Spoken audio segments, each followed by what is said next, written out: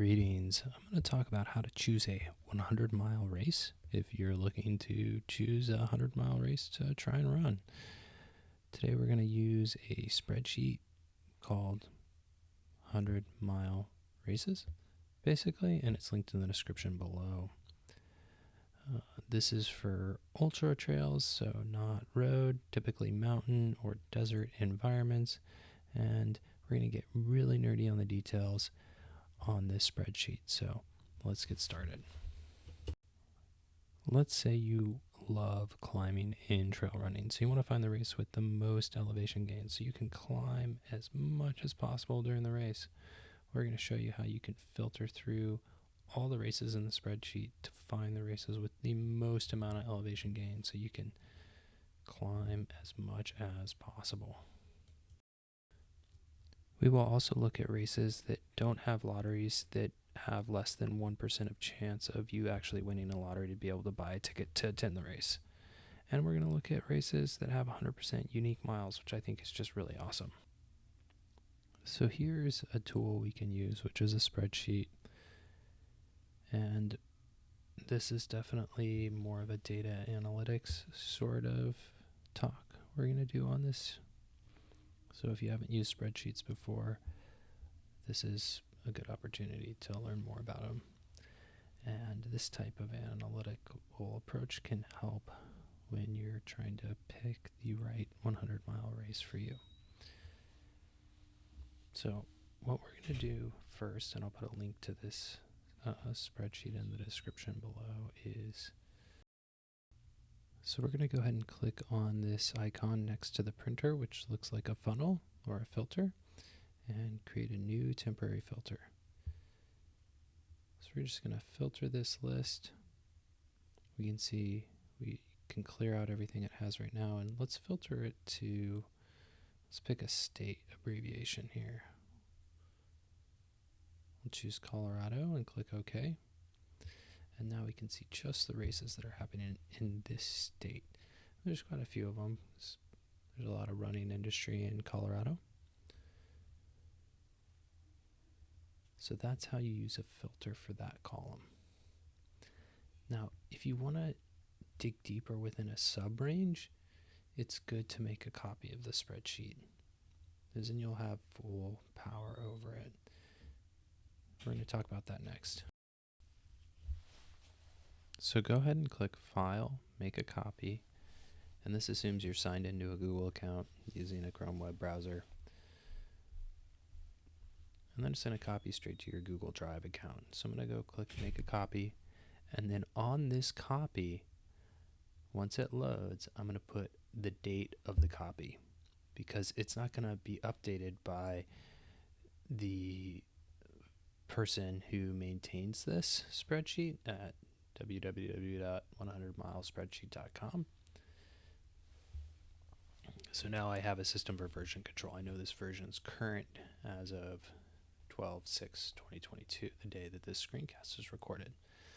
So in this case, we're making another filter, and we can see that I made the mistake of not clearing out the other states before I chose one. So we'll do CA as the state of choice for this one. And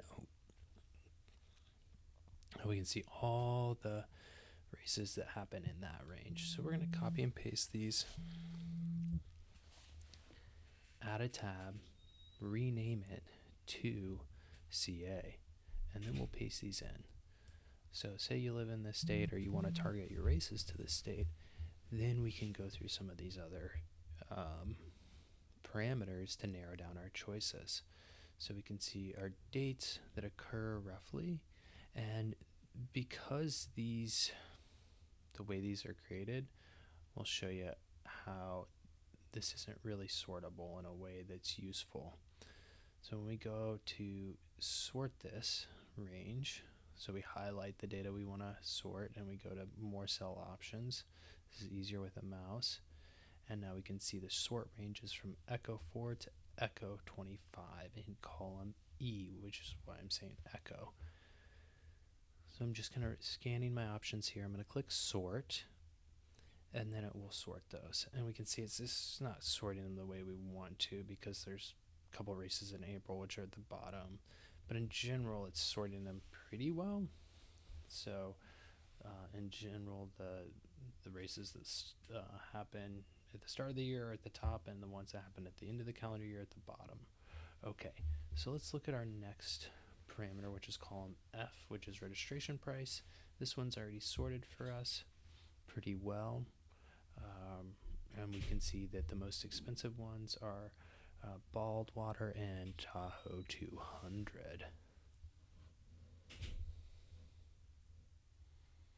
Okay. Sorry, Badwater and Tahoe 200. I misspoke there. Those are the only races that are over $1,000, and the other ones are in the sub 500 range, which is pretty cool.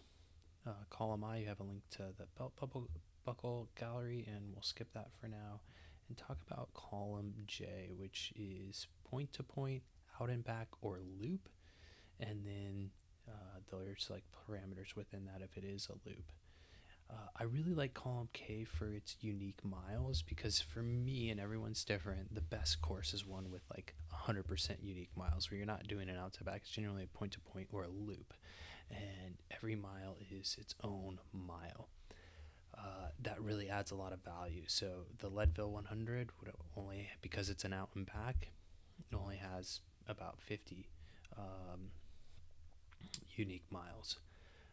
If we look at like San Diego 200 or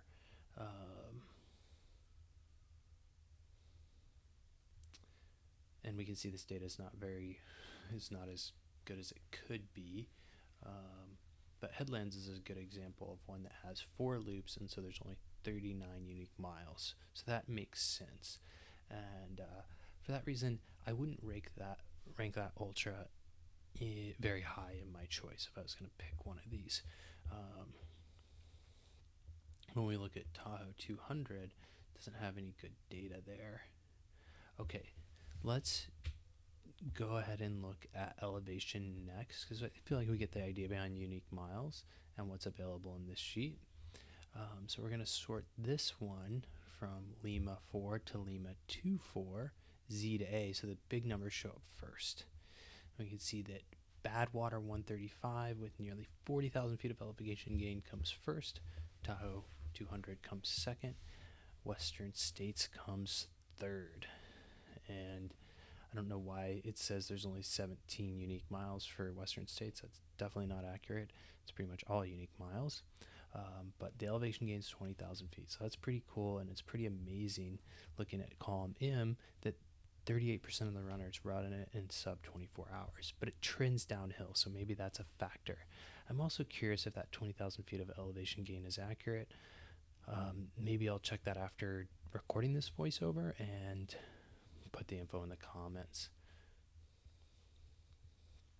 You can also see, we'll sort the range of average finishers in column N, so November 5 through November 25, Z through A makes big numbers show up first.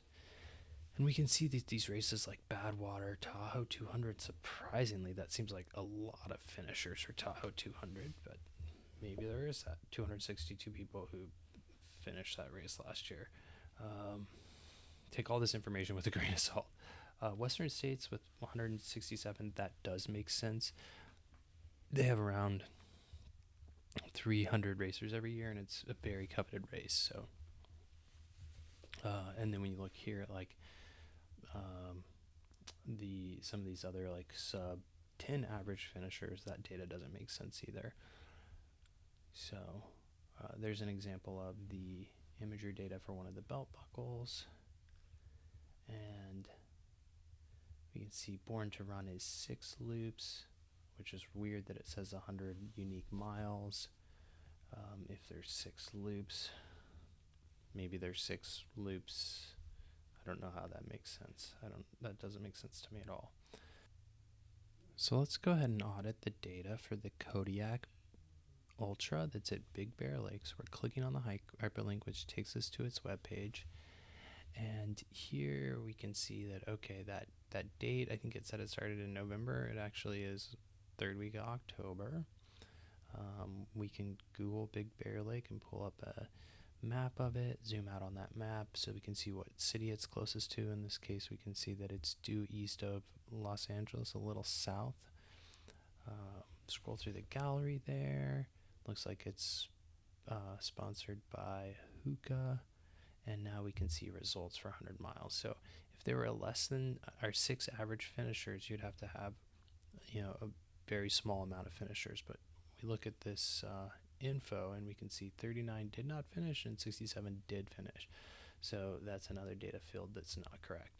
So if nothing else to take away, if nothing else, one takeaway from this is verify the data with Ultra Sign Up analytics.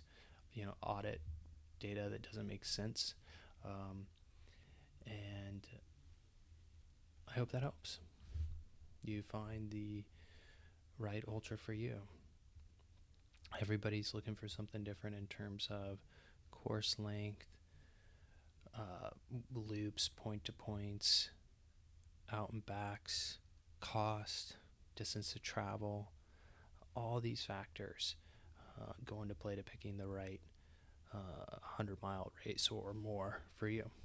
So if this video was useful for you, please subscribe to the channel. It is the best way to support its growth while it's still under 1,000 subscribers. And if you're watching this and it's over 1,000 subscribers, please still subscribe. Thanks for watching. We'll see you around.